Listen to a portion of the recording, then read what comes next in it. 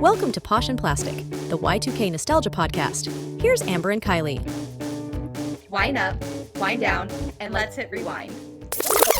Welcome back to Posh Plastic. I'm Kylie here with the Raven to my Chelsea, Amber. Hey guys. It's been a week. I know this is coming out a few weeks later after all of this is happening, but our world is crumbling. We've got pedos and perverts being pulled left and right from Hollyweird. Our childhood is just, it's shattering before our very eyes. Yes. So what do you want to talk about first? Because there's so many ways we can go. I mean, so I guess we can update with the fact, because you had mentioned last week that you had started the Nick documentary. Yeah. I have caught up to the first 3 episodes of that. Okay. So, I mean, you've seen pretty much the most of it. Mm-hmm. I mean, you probably know everything already from the 4th one. They're kind of just wrapping up. But, like, Drake is the big deal of this docuseries. And you watched him tell his story, which is heartbreaking. My God, like, having him tell his story and then his dad's side being able to see his side too is, like, Oh my God, yeah. beyond, like, that was rough. I can't believe that, like, essentially in the height of his career, all of that was happening. Yeah. And I'd love to have some words with his mother, because his father explicitly said, fine, take the accounts, take the money, take the kid, but do not let him alone with Brian Peck. And what did she do? She let him stay the night at an adult house. I'm sorry, what business do you have spending the night at somebody outside of your family's house? Beyond. Can we talk? I have 2 things to say about that. One, when he mentions the reason why he was doing that, it was because his mom didn't want to drive from Orange County to LA. Mm-hmm. Are you kidding me? First of all, there's that. Like, you're already terrible. His dad had no problem doing that, but you took over for why? And then 2, how come somebody else's mom picked up on it immediately, but his own mother could not? That got me. If it weren't for his girlfriend's mom, how much longer would it have gone on? Because I know he ends up later breaking down and saying it, but I think that girl's mom planted a seed for him that this is wrong. I think putting him in therapy was the best thing that could happen to him, because even though he wasn't speaking out originally, it was getting him comfortable with the idea of being able to speak with a therapist and get emotions out. So even when he was ready to speak on that, he could. So, like, kudos to her for that in general, you know, but she saw that from a mile away, which I was going to say, like, she saw it from a mile away. We know that his dad clearly did, because he was all up in it. I think I'm surprised his mom didn't see it, because I can understand as a teenager, kids not necessarily seeing it, but I feel like most adults, like, are more aware of what's happening. I just don't get it. You hear, like, oh, I was manipulated. We were manipulated. It's like, that is your child. This is literally your job to make sure they're not being taken advantage of. And if you're going to sit there and make them work as a child, then you really need to be up in everybody's business, making sure your kid's okay. I mean, I have multiple questions for his mom, too. Like, what was she doing that was so damn important that she couldn't drive from Orange County to LA? And I know he was having issues with his dad due to, you know, what Brian Peck was implanting in his ear. And for a child, it's more understandable to be brainwashed, not an adult. But why couldn't dad come pick him up? I'm sure dad would have been more than happy to come pick him up. Exactly. God. It's just, honestly, I think the worst part is that he fed, like, the guy Brian fed into the idea that the parents were at odds. And when you feed into something like that, it's like game over, you know? Like, yeah. And let that be a message to parents. Like, even if your marriage doesn't work out, you need to stick together in parenting your child. Yeah, their best interest is the most important thing. I will admit I was a little bit guilty of this when things came out about Drake being a predator. I don't know if you remember that. A couple years ago. Like, I just, like, was like, oh, I can't believe it, blah, blah, blah. And then I've seen some resurface. I didn't do my research back then, but some resurface footage that in the courtroom they state it wasn't a sexual offense. And basically she was like a crazed fan and wouldn't leave him alone. And once he found out how old she was, he ceased contact with her, and he took a plea deal just because he had a lot going on and didn't want to be going in circles in the courtroom. So I was like, we have to remember he's also done this too, so he's not fully victimized. And then I saw that, and you could tell by the girl, her reactions to what was being said, that she was trying to get away with some stuff. So it's interesting that you say that, because I read something, and again, I don't know how true this is, because this is from Reddit, TikTok. I don't even know where I picked this up from, so probably not super factual. But essentially, I heard that, like, while this was all going on, her and her mom were trying to kind of make it seem like it was an allude to that he was being more inappropriate than he actually was. But the court went and did their research, and they pulled phone records from everybody's phones and every internet social media connection, and they were unable to find anything. So they were definitely alluding that this was worse than it was for some reason. Yep. And now people are speculating, did Brian Peck put this girl up to it to get revenge on him? Oh my God, I didn't even think about that. Yeah, that's God. I can't even imagine the trauma of having to go back into the court to have to defend yourself against something that actually like happened to you at one point. When the attorney was talking about what happened, or what was stated what happened, I forget what exactly was said, but it was to the effect of him being sexually offensive in some way to her. And when he said it, and he was saying it like she stated whatever, and he took like a hard blink, like trauma response. And I picked up on it. I don't know if many people have, but I noticed him do that. And then she's just sitting there dropping her jaw, having an attitude and everything, rolling her eyes. From my body language analysis, I feel bad for the guy. God. I mean, it's crazy, because I will even say too, like, low-key, people are shitty. Like I said, I've been all kind of in the comments on TikTok and stuff, and people are basically kind of using this against him, which is where I kind of scrounge this information from, because they're basically saying, like, really shitty stuff, like, we should not be empathizing for him because of what he, quote-unquote, did or didn't do, a couple years back. And it's like, that is so awful. Whether or not he even, whatever, you should still have empathy for what he went through. Yeah, that was my stance. It's like, I remember what he did before I realized he didn't do it. Right. But at the same time, this is a serious issue, and this probably led to his actions. That's what I was going to say too. Exactly. Like, yeah. So now we know it's been cleared. Yeah. Now we got Diddy on the run. Look, he's on the run now. See, I haven't caught up with exactly everything. I just saw that his stuff was rated. He's on the run now. He's gone. Oh yeah. TikTok has been wild. Everybody's on live reporting. No, yeah. So they raided his homes. I know they got 3 of his kids. I don't know how many kids he has, but 3 of them are in custody. And he hopped on a PJ. And I know they were tracking him going to the Caribbean, but I don't know. As far as I know, like a couple hours ago, he has not been found.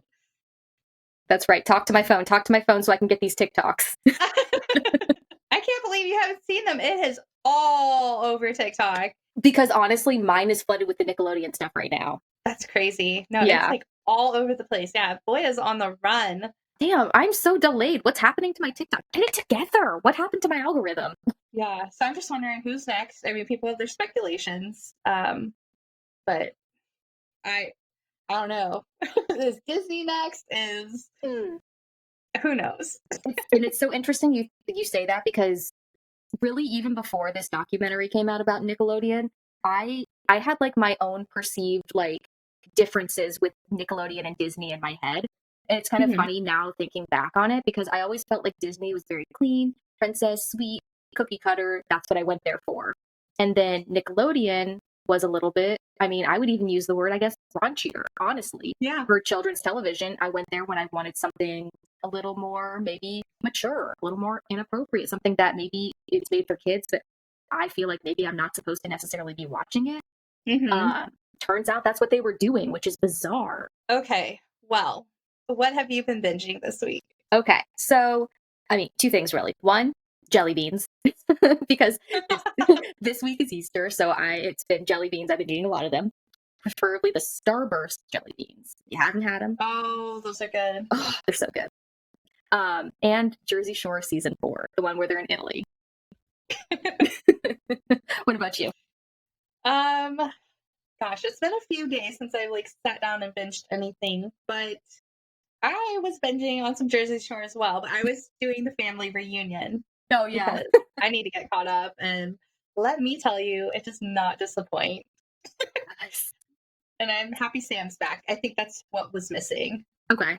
And she came back season 6, I want to say. I haven't made it back to 6. I'm catching up on 7. Okay. But I'm going to go back to 6 and watch the whole thing. I think that's where I'll start too. No, like I said, I'm in season 4 of the OG series, and I actually just got to watch the fight between Ron and Mike where he hits his head on the wall. Oh, yes! And I just got to see him do his iconic, like, shades with the neck brace. Like, The neck. I should have taken a picture of it. Oh, my God. We need to do Jersey Shore soon. Oh, yes. We've been talking about it a lot. I know. I don't know why I'm, like, in the mood for it right now, but I'm catching up the OG, and then I'll go to... We may have to do some watching of that so we can do a whole slew of Jersey Shore content. Okay, well, we're going to give the people what they want. Oh, yes. They came here for John Tucker. We're going to give that to them. But before we get into that, let's start our game. So we're going to do New Phone Who Dis. Amber's going to give us a quote of something iconic from our era. And then at the end of the episode, she's going to reveal who said it. Routes are for poor people. Do you think JLo has a brown lawn? People who use extra water have extra class. Okay, I know. Okay, guys, so we'll reveal who said that if you don't know already later on. But let's get into John Tucker. We are going to talk about the most iconic movie, John Tucker Must Die, from 2006. And we decided on this a week and a half ago? Yeah. And I shit you not, guys. Literally 2 days ago, they have a little reunion, which is kind of random. We're at the 18-year mark. Why not wait another 2 years and do a 20-year reunion? But whatever. And they announced that they are developing a sequel. So we're psychic. We love it. Look at us, just getting ahead of the game. Okay, so Amber, why don't you tell the audience, in case anyone lives under a rock, give them a synopsis of this movie. Okay, so John Tucker is the popular captain of the basketball team at his high school. We had to cut because we had some technical difficulties. So I'm just going to explain what's going on. So Amber is going to read the synopsis. She's going to read 2, and I'll let her explain what they are. But we just got over a giggle fit over what just happened. So basically, we have 2 versions of the synopsis. I tried to spice up our synopsis by using ChatGPT to spice it up a little bit, thinking it'll just make it sound better. No, it started adding things that didn't happen to the movie. And I realized I'm going to have to read from Wikipedia because it's so off. But we're going to read the AI version too because it's hysterical. Oh, it's so good. It's so good. I don't know what I thought. Yeah, we'll read the Wikipedia one first, and then we'll read the ChatGPT, just so you guys know, like, if you, like we said, if you've been under a rock and you really haven't seen this movie, that way you know what's supposed to happen versus what ChatGPT decided was going to happen. Okay, so teenage Kate Spencer lives with her single mother, Lori, near Portland, Oregon, where Kate works as a waitress. While at work, Kate sees a popular local boy, John Tucker, who dates 3 different girls: chronic overachiever Carrie, head cheerleader Heather, and promiscuous liberal vegan activist Beth. Wow, hers is quite a mouthful. She learns from her coworker that he dates girls from different cliques at the school so that they never interact. John convinces the girls to keep their relationship secret by claiming he is forbidden to date during basketball season. The 3 girls learn about John's scheme after ending up on the same volleyball team in gym class. They meet Kate in detention, and after discovering she's able to see through him, the girls enlist her to help seek revenge against John. Meanwhile, Kate becomes friends with John's brother Scott, and the girls make several attempts to bring John down, but these initial pranks backfire.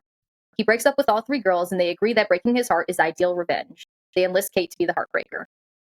After a makeover, Kate joins the cheerleading squad to get John's attention. He tries to flirt with her, but she dismisses him. John is dismayed that a girl is impervious to his charms and becomes determined to win her affections. He relentlessly chases after Kate, even driving by her house, much to the girls' amusement as they watch him fall for her. After a few dates, Beth noticed that Kate is falling for John. To counteract this, Carrie secretly videotapes John bragging to his friends in the locker room, saying he will be scoring more than baskets at the upcoming away game. Upon seeing his chauvinistic behavior, Kate recommits to the plan. At the hotel at the night of the away game, Kate seduces John on a video chat, instructing him to put on a lacy pair of girls' thong panties and climb out of his room into hers. He mistakenly climbs into the teacher's room instead and becomes the laughingstock of the school. John uses this to his advantage, convincing the boys on the team that wearing the thong, I don't know why I keep saying thong panties, that's so funny, the thong, I'm just going to say thong, improve his game. Meanwhile, Kate's mother and Scott both discover the plan and lament to change Kate's behavior. Fuck it, who cares? The change in Kate, they want Kate to change her fucking behavior. Kate tells John that she heard about what he said in the locker room, and he makes amends by giving her his watch and asking her to be his girlfriend. Kate tells Heather, Carrie, and Beth that she wants to be out of the plan, as whether they are dating or plotting to destroy John, it's all still about him. At John's birthday, they take the girl's maid of John's destruction as plate, and Kate reveals the entire plot in front of a devastated John. Heather, Beth, and Carrie defend Kate after a guest throws his drink on her, and still John appears unfazed, and the party devolves into a cake fight.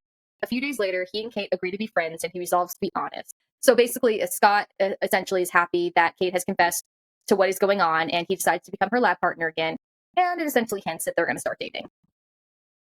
So that's the actual movie. Okay? Y'all want to hear what AI decided the movie was? Because it's a lot funnier.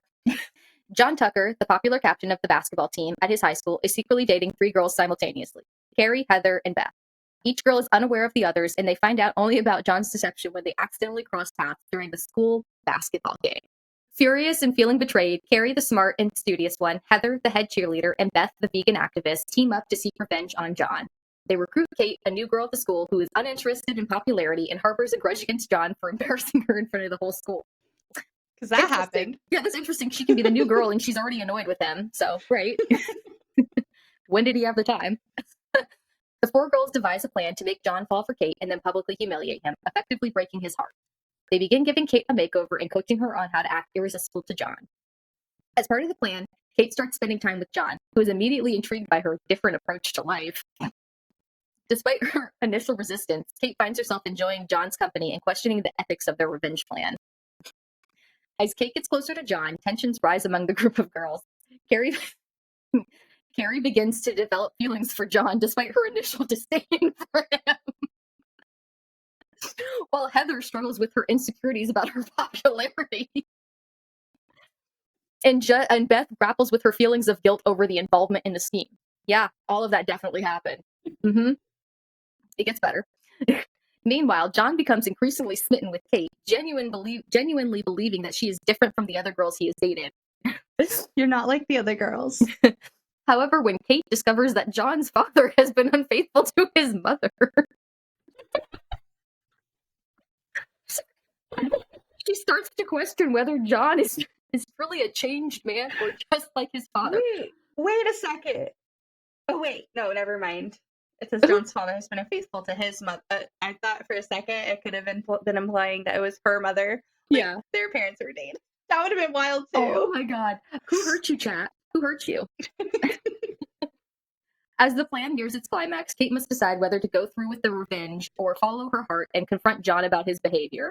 In the end, Kate chooses to stand up for herself and exposes the truth to John and the other girls, leading to a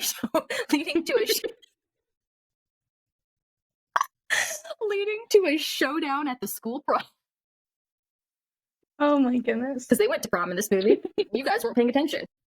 John Tucker faces the consequences of his actions when Kate finds empowerment and friendship among the girls who initially sought revenge against him. The movie concludes with the girls standing together, stronger and more confident in themselves as they move forward with their lives. Oh my God. John Tucker must die, ladies and gentlemen. Oh, don't use AI when things have already been made, because apparently it just adds to it. Low key. So here's a conspiracy theory. What if this is the plot to the sequel? And ChatGPT knows more than we do. Oh my God, watch that be it. John's father is unfaithful. I was like, what? God, prom and basketball games that didn't happen. Oh my God, embarrassing. Well, let's get into the cast. I noticed as I was like getting my notes together for this, while there's a lot of people in the movie due to it being taking place at a high school, it is a pretty small cast. I think I've got 8 people here. And of course, I left the teachers out. And let me just say, the teachers get on my nerves. Like, they're so mean all the time in this movie. Oh, yeah. I was going to say, I guess you made a really good point, right? When you have a space like a high school or somewhere where you're used to a bunch of people just kind of being around, aka like background characters you don't really have to like personify, it seems like there's a bigger group of people that there are. That's what threw me off. But we'll get into it. So let's start with the man himself, John Tucker. So the stud jock of the school, who's playing girls like fiddles, and is also known as the cross between an Abercrombie model and a Greek god. John is played by Jesse Metcalfe. And before John Tucker, he did a soap opera called Passions. And then he also did Desperate Housewives, which was a massive show back in its day. And then after this, he did a show called Dallas. And then he's done a slew of Hallmark movies. And I should have said this before, but we're just doing highlight reels because all of these actors have extensive resumes. So we're just doing highlight reels here, people. I'm sorry if I don't say your favorite project these people have done. Okay, so we've got Heather. She's the captain of the cheer squad, one of John's girlfriends. This was played by Ashanti. I mean, Ashanti is the Princess of Murder, Inc. She's the voice behind J-Lo's career. She's a musical legend. Mm-hmm. That should speak in itself. But before this, she did act in the movie Coach Carter and The Muppets Wizard of Oz, playing the lead, Dorothy. And then after this movie, she's done Army Wives and a handful of Christmas movies.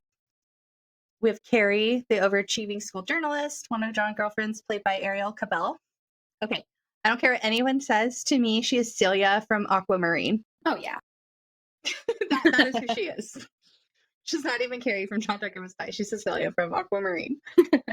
But after this, she did do a horror movie called The Uninvited, which is a good movie if you haven't seen it. And then she is also a part of the Hallmark movie family, like Jesse. And then we've got Beth, the bohemian vegan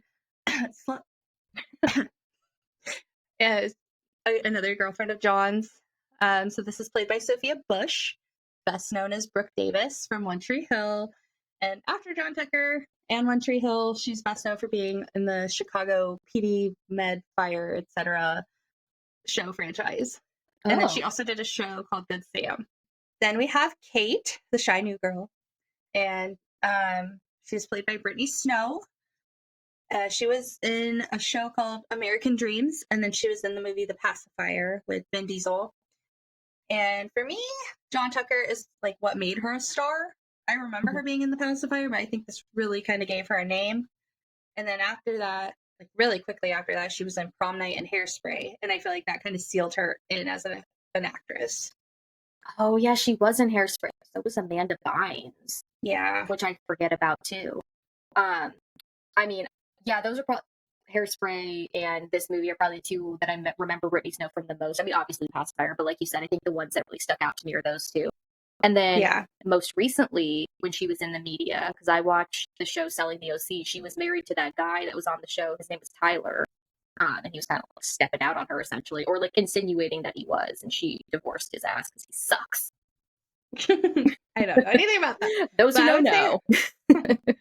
I would say her most popular movie would be Pitch Perfect. Oh my god, duh. Duh.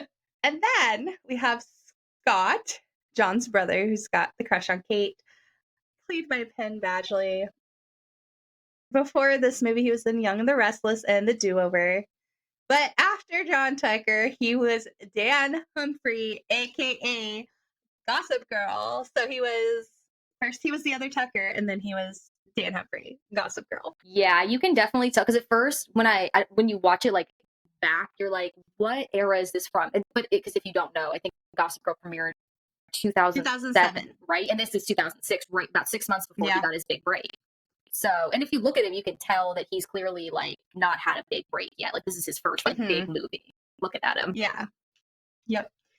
And then after this movie, he was in a horror film called The Stepfather, and then he was in Easy A. And then he was Joe and You most recently, and still, I think they're still going. Yeah. Did you keep up with that at all? I did. And I stopped in season 3, I think. What happened? When he's married. Oh. He's married, and I think in this season is when they're going to have... No, they already have the kid. And she's getting on my last nerve, so I stopped watching, and I know he kills her, but... Yeah, I stopped about the same place. And then we have Lori, Kate's mom, played by Jenny McCarthy. She started as a Playboy model, and then she got into TV. After John Tucker, she starred in ABC Family Christmas movies, Santa Baby, and Santa Baby 2. And she's now a judge on Masked Singer. She's married to Mark Wahlberg. I'm not big on either of them. And then we've got Tommy, John's closest friend and the school mascot. And he is played by Terrell J. Ramsey, also known as Fatso Fasano. He was in a movie called The Beat, and he's done a lot of guest starring roles. And he was in 12 episodes of the show Weeds. I always thought he was funny. I thought he was a good side character. I think he definitely added a nice layer to the movie, having him like be John's sidekick. Yeah, John couldn't be alone. Yeah. Okay, so let's get some stats on the movie, or just some general knowledge on it. So, the movie made its debut at Grauman's, I guess that's how you say it, Chinese theater, and its opening weekend it grossed $14.3 million, ranking third in the box office results for that weekend. It went on to gross a $41.9 million in both the United States and Canada.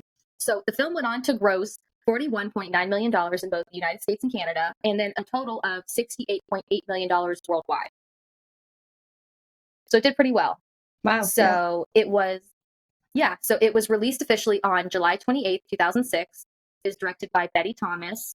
The producers were Bob Cooper, Michael Bimbaum, and Karen Lunder. Production companies were Landscape Entertainment, Dune Entertainment, and major studio partners. It was distributed by 20th Century Fox, and the writer was Jeff Lowell. And I found a little fun fact about the movie, which was it was heavily promoted back in the day by female teens on MySpace. Huge throwback. MySpace was huge at this time. Yeah. And so when they did a breakdown of the numbers of who was in attendance, at the beginning opening weekend, it was a 75% female audience, and 68% of that audience was under 25. Oh yeah, of course, totally. So I thought that was interesting. And then, of course, can't do anything without at least one Rotten Tomatoes review. So Rotten Tomatoes gave the movie an overall 28% on Rotten Tomatoes, which I don't know what that means for Rotten Tomatoes, but it doesn't sound great. 28% is failing. And an overall 69% audience score. Okay, fine. I guess it wasn't the most compelling movie, but I think it stands good for what it was. You know what? I made my husband watch this with me this weekend. I kind of trapped him into it. I didn't tell him what the movie was about. And I was like, hey, do you want to watch John Tucker Must Die? And he said, sure, because I feel like sometimes he feels bad for not watching my movies with me, even though I watch all of his with him. And we had just done the Jackie Chan and Jason Statham marathon. So I think he was feeling indebted. And I was like, I'm gonna get him to watch this movie with me. But he loved it so much. He was cracking up through all of it. And he is the biggest critic when it comes to movies. And I was kind of shocked how much he enjoyed it. But he was laughing throughout the entire thing. So I'm going to throw these tomatoes at these Rotten Tomatoes. I agree. Yeah. No, fortunately, I should say for Eric is I attempted to find this movie streaming so that he could stream it with me while I was watching it, but there was nowhere that it was free. Among the 20 platforms that I use and pay for, the movie was not free anywhere. But Kylie and I both have it on DVD, so shout out to Past Us. So I couldn't get him to watch it with me, but he's a big rom-com fan. So I feel like this would have fit into his wheelhouse of something similar, adjacent. Yeah, I think this is a little bit for everyone. It's got the rom-com, but it's also got the guy humor. Yeah. That's what Nicholas enjoyed. At the very end, when he's like, I'm going to be honest. This is my girlfriend, and this is my girlfriend. They're just accepting of it, and Nicholas got the biggest kick out of that. Oh my gosh. I'm so glad Nicholas enjoyed it, honestly. That's so great. Yes, I'm shocked. I think and now correct me if I'm wrong, I feel like he went in with the title, right? John Tucker Must Die. He's like, oh, this will be interesting. Maybe a little action here. What's going on? That's what I did. I was like, oh, I'm going to say the whole title of this movie. So you'll say yes, and you're going to be surprised. But he laughed at the very beginning when the neighbor comes over and says, I made you some brownies. Be careful. You're hot. I mean, they're hot. He cracked up at that. And I was like, oh, we're good. He'll like this movie if he likes that line. Boom, we're set in. But okay, so yeah. So I found a plausible critic review on Rotten Tomatoes. I mean, it didn't really matter what I found, but I just thought, well, you might as well find one of somebody who actually seems to have some credentials. So Claudia P. from USA Today rated the movie a 2 out of 4. And she stated that John Tucker Must Die is trying to be Mean Girls with a more pointed purpose, but it's less fun than it sounds. And I I bring this one probably the most to the attention, one, because like I said, she's got credentials, so okay, we'll give it to her. She's whatever. But I saw nuances of Mean Girls in the movie, but I don't think they were trying to make it a Mean Girls movie. I think they were just playing off some of the poppy, girly, clicky things that were happening around this time. Yeah. A lot of movies had like the pranks and the cliques. I mean, that was a reality. We've talked about that on this podcast before. The cliques were a very real thing of that time. And I think that's kind of what made this stand out, is he was smart enough to manipulate and say, oh, if I date a girl from each clique, they're not going to know. I think the only thing it has in common with Mean Girls is that it's a cult classic. Yeah, I think so too. I don't know. I don't see the comparison in the plot at all, in my opinion. No, like both of those movies are in my top 5 of all time movies, and they're very different. Yeah, I definitely agree too. One is getting revenge on a girl. In reality, it's just all girls like sabotaging each other. And this one, the girls come together to fight against a boy. Yeah, which is a very different. So in a sense, it's the opposite. Exactly. So maybe Claudia P's not onto something. Okay. But yeah, like what's your favorite part of this movie? Like, what's your favorite scene, would you say? God, there's so many scenes, but I think one of them is probably the estrogen scene where he starts yelling at his coach. Oh my God. I think that's my favorite. My nipples hurt. My feelings. John, who's yelling at me? That was a scene Nicholas enjoyed as well. It's so good because it's so over the top. Like, you know that's not going to happen, but it's just so silly, and he went for it. And you gotta think, like, back then, we were 14, 15 when this came out. Yeah. And we didn't really understand the severity of how they're pouring estrogen in his protein powder. We're just like, hee, that's funny. Like, oh my God, you are messing with this man's hormones. Like, that's diabolical. Like, that is serious. Oh my God. I know, because we had no idea, right? Because we're like, what is estrogen? And on top of, like, what is estrogen, like, in the sense of, like, what's it going to do to him? Because we knew that all men produced a little bit of estrogen, too, like, as teenagers. So we're like, a little bit more, he'll be fine. But messing with people's hormones, it does more than just make you emotional in real life. But for real. No, that was funny. What about you? What would you say is, like, your favorite scene? My favorite scene, I really like when he's driving by. Oh, yes. And what's funny is I've never noticed, but he's actually driving a Land Rover. I didn't notice until this time watching it. It's actually a Land Rover. Mm-hmm. But she says, oh, this person in this red Jeep, we're just going to call the cops. It was so funny because I've heard of girls doing this. In fact, I never did this for myself, but I had a friend who didn't have her license. She would make me like drive her places so she could like essentially stalk people. Mm-hmm. And like, so like, I know girls did this in high school, but it's kind of funny to see a guy doing it. You're right. I never did this either. Only like, no, I never did this. But there are girls that do it. Like, we know, we at least know girls who've done this. Oh, fully. I just like had better things to do. Yeah. Or you can like stalk them on MySpace and get more out of it than just driving by the house they might be inside. But yeah, that's my favorite scene, I think, other than the one we're saving for our cunty moment. Oh, yep. Yeah. All the movie scenes are just classically 2000s iconic. Like, when you asked, I was like, ooh, I have to pick one. Like, yeah. Another one that stood out to me is at the very beginning when she's explaining Skip. Oh, yeah. Literally, that was my life growing up. Like, we didn't move, but different men in and out.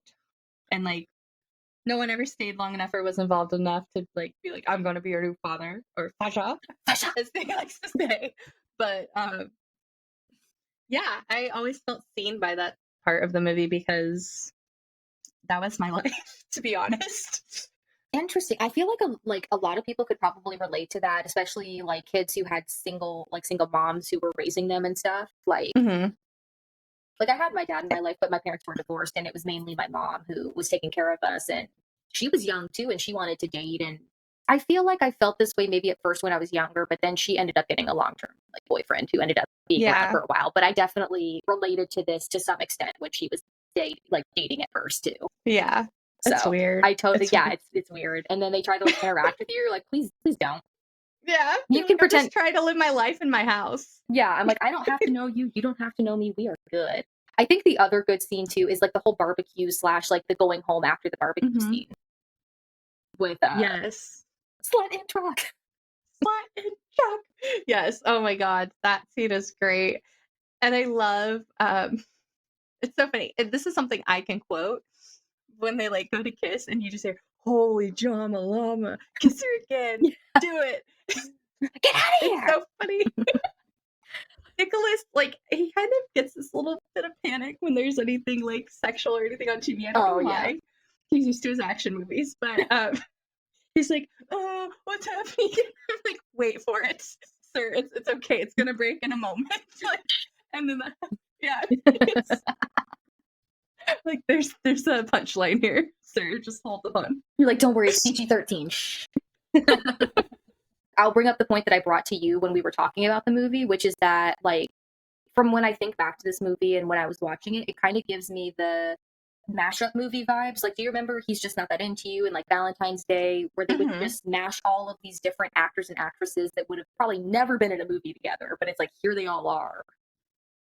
I kind of felt that way about this movie because it's like Jenny McCarthy and Badgley and Brittany Snow and Ashanti. Like, all these people, you would never kind of really expect them all to come together, but they did, and it worked really well.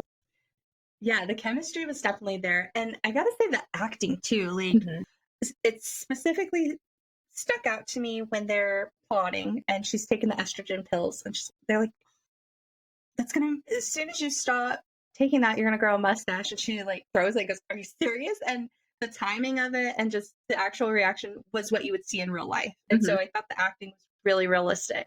Yeah, you're definitely right about that. I definitely felt like this movie, like when I say the mashups too, those mashup movies didn't really have a full central plot either. They kind of were mashups of different stories that ended up like colliding into each other later. Whereas this movie had a continuous storyline, but it had all these different kind of star-studded characters that was kind of meant for like the teen tween version of it. Because I feel like those other movies, we could have watched them, but I feel like they were still a little bit more mature than maybe for us. And then also watching the movie back, I always wanted to be like Kate, because I just felt like she was very cool, very unbothered. Like all the other girls were very invested in their feelings. I think I ended up becoming Carrie because she makes lists about everything. She's always very like, this is here and this is there. And like, I aspire to be that. And I love a list. A list. That's so interesting you bring this up. I think when this movie came out, I definitely would have identified with Carrie and bits of Kate because of the whole Skip thing. And that was a heavy time when I came out of the Skip era. But I swear I'm more of a Beth now. Very hippie, and I don't have to give up all meat. No, I'm joking, guys. I'm joking. No, but I can definitely see you being more like, yeah, you're in your Green Witch era. Yeah. Peace and love, guys. No, I'm dating John Tucker.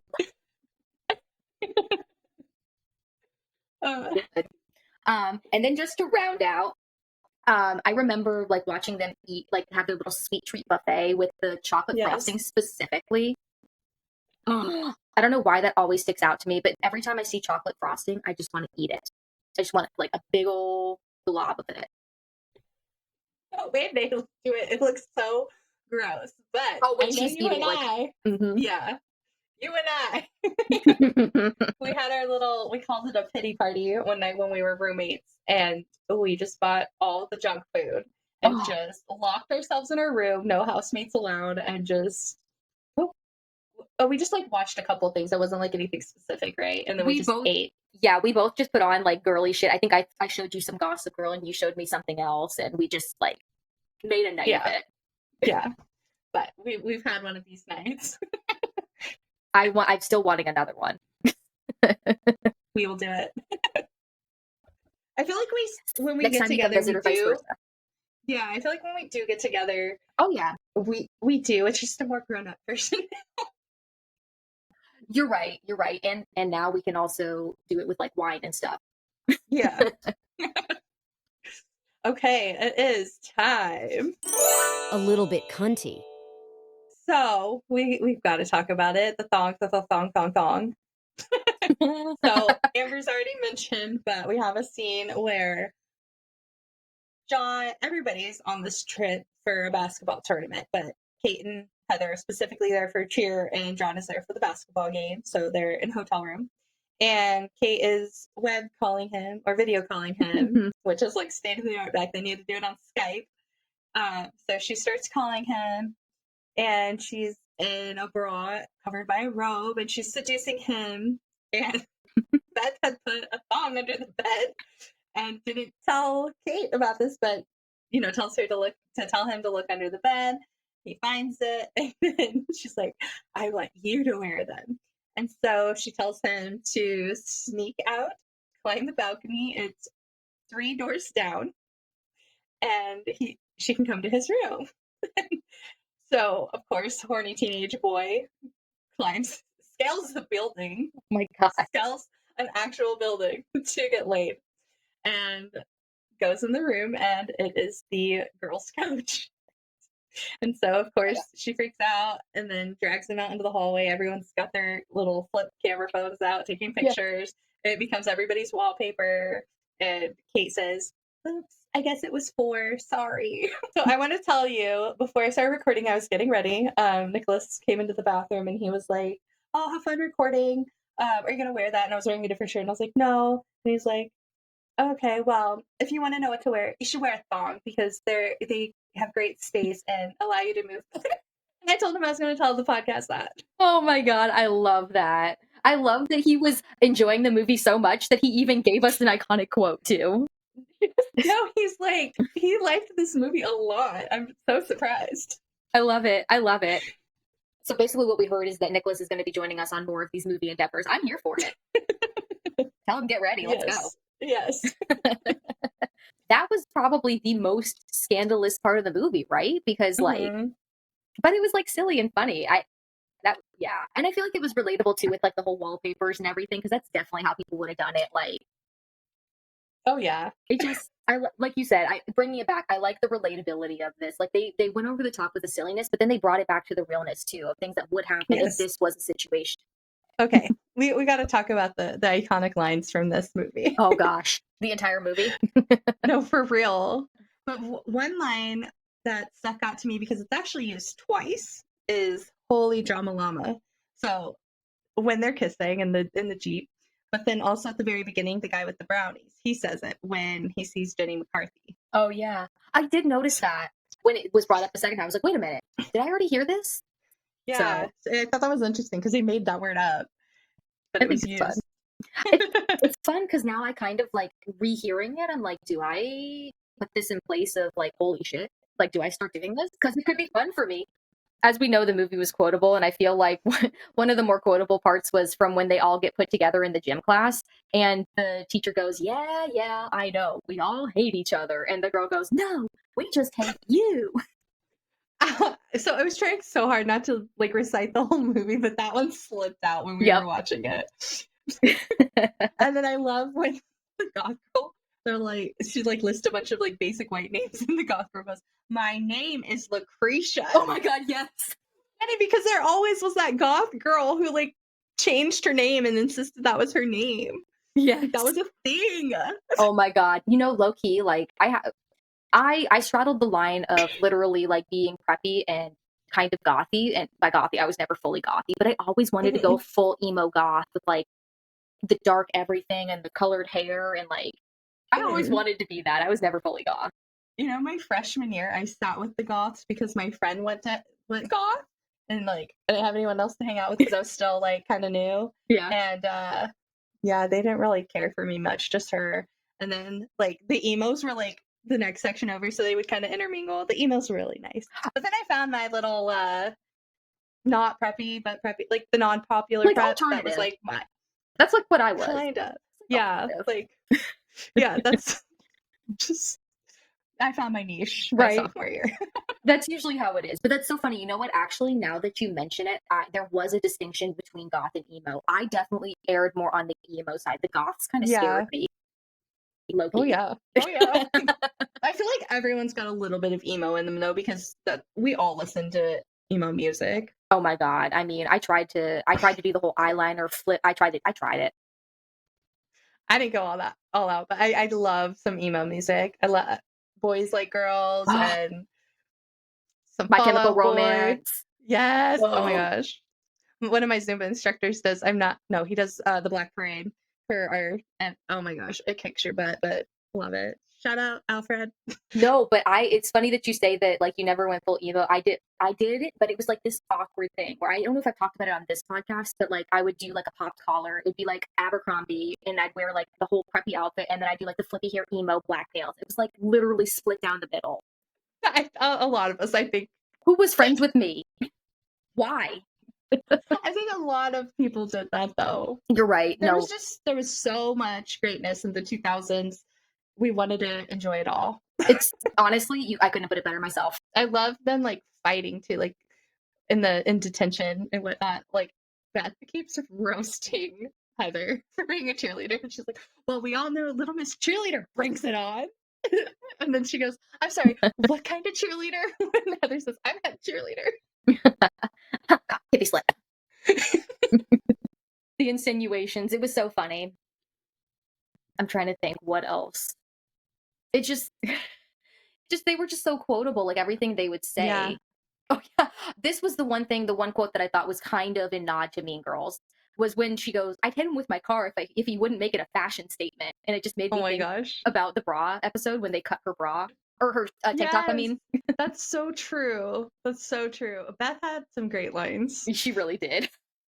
Honestly, Sophia Bush was hot at this time. Like she was like on fire. Like everyone knew who she was. Like yeah. So she definitely came in there with the zingers. Yeah. No, I think my favorite too is also when she first meets Scott and she goes, "Oh, you're the other Tucker." Like it's like taboo to be the other Tucker. What does he say? He's like, "What is that? Like some." What did he say? What he says. He says like, "What is that? Some kind of like disease or something?" You said like some kind of disease or something like that. Yeah, and then he's like, "I'll tell you what, my mom tells me I'm special on the inside."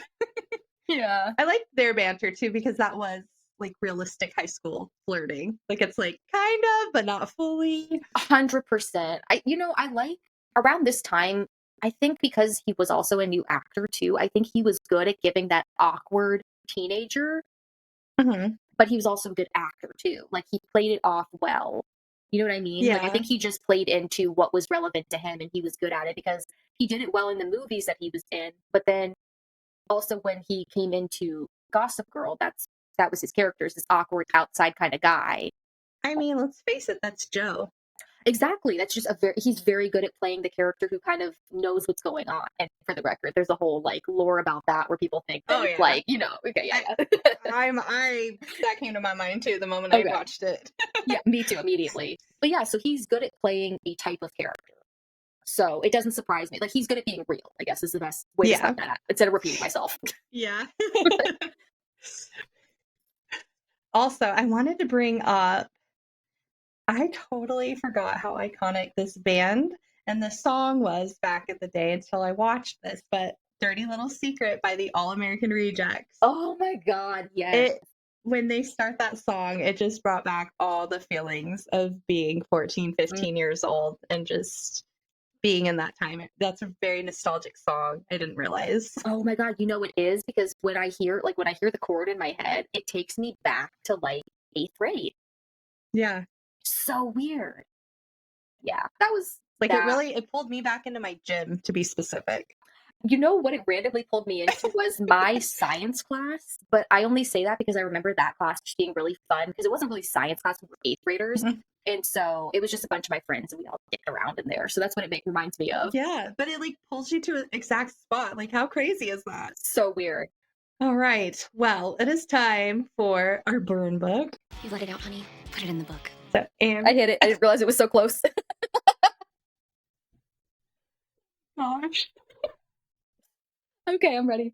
I didn't realize how close it was behind me, so I smacked it.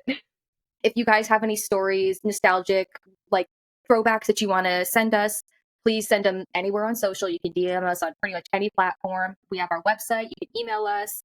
Just anything you want to tell us, anything you want to shout out, a story, throwback, secret, whatever.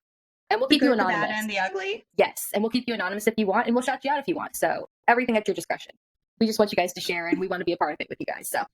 Yes. So my third grade teacher was an actual bully to me. Hated my guts for reasons I couldn't understand. All right, buckle in, let's go. So I had a best friend in my class who I was always goofing off with. One day we were in the library, and my friend, who was casted up for a broken arm, egged me on to race him to the exit to catch up with the class as we were leaving. Like a forgetful idiot, and in a bid to get a head start on him, I jokingly pushed him, and he lost his balance and fell, re-breaking his almost healed arm. Yikes. Ooh. Ouch. I can't even imagine. I've broken my arm. I broke it in between 3rd and 4th grade during the summer in 3 different spots. Not fun. Knock on wood, Not I've fun. never broken an arm thus far, but my sister broke her wrist, and I know that's hell too. So Yep. Welcome to the club, Angelica. We know the pain. yeah, hers was nasty too. She basically just snapped her wrist by sitting down really fast. Oh gosh. Yeah. So we know this is not fun that this person's going through. Yeah. So my teacher claimed to my parents that I maliciously did it on purpose, and if I remember correctly, his parents tried to get mine on the hook for medical bills. His parents took him out of my class after that. Jesus Christ. Yikes. I mean, like, accidents happen.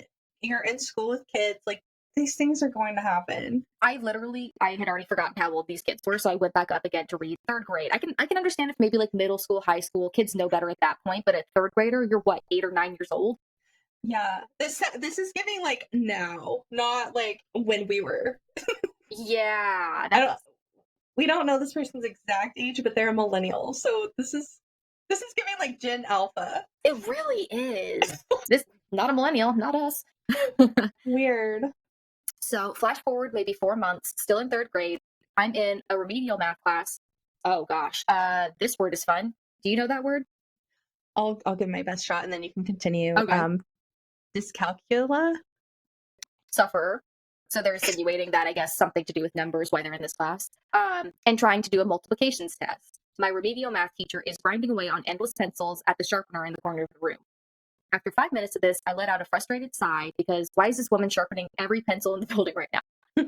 I mean, fair, right? Clearly this student has issues with like learning and needing extra space to do. And my attitude gets me dragged in front of my 3rd grade teacher when I get back to regular classes. And she tells me, you gave Miss Math teacher a hard time because you knew she had breast cancer. What? Oh my God. 9-year-old me didn't even know breast cancer was a thing. That's fair. Who would? Yeah. Really? What? I'm thinking about being 9 years old. I'm thinking about I know what cancer was, but I put breast cancer together. All I know is it's cancer. And why would I give someone a hard time because of it? Exactly. What kid would? So that's bizarre to me. This teacher's clearly got their own issues going on. Sheesh. God. My 3rd grade teacher retired the following year, and I'm assuming eventually died and is burning in hell. Okay, shout out. I still remember her angry face bearing down on me, telling me that I was intentionally making a cancer patient's life worse. Cunt. What a shitty teacher. Wow. Some people should not teach. Amen. That's all I'm going to say. For real. Amen. Some people should not teach. Okay. All right, well, we're almost done here. So we're going to wrap up with New Phone Who Dis. So it was, Scouts are for poor people. Do you think JLo has a brown lawn? People who use extra water have extra class. And the reveal is Fiona from a Cinderella store. Oh, God, you were supposed to guess. That's okay. That was my guess. You threw me off with the JLo thing. I don't know why, but that part threw me off. And then the next sentence, I'm like, oh, this is Fiona. Oh, yeah.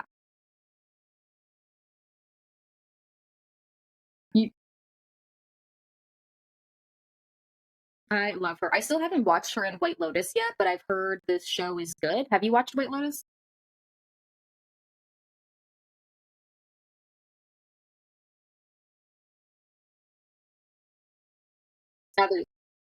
Yeah, because there's like, what, 3 seasons now?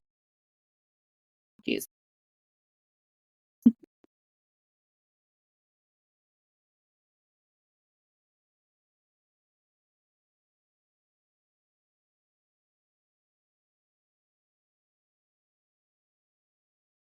my God.